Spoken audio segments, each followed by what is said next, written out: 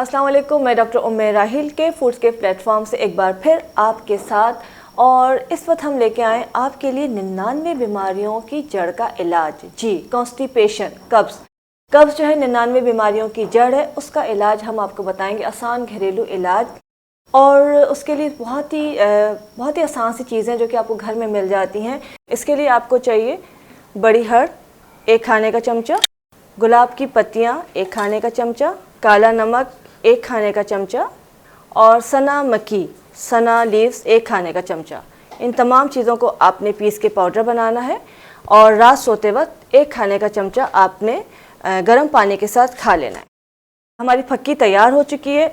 ये रात को 1 चमचा खाना है सोते वक्त, और सुबह नहार मुंह गुलकंद का 1 चाय का चमचा आपने खाना है। हाई बीपी के मर्ज का शिकार अफराद जो है, इसमें से काला नमक हटा दीजिए, इसलिए कि हाई बीपी के अफराद को काला नमक इस्तेमाल नहीं करना चाहिए। उसमें वो सिर्फ 3 चीज़ों की फक्की बनाएंगे और उसको इस्तेमाल करेंगे। और मज़ीद इस तरह की रेमेडीज़ के लिए के फूड्स को सब्सक्राइब करें।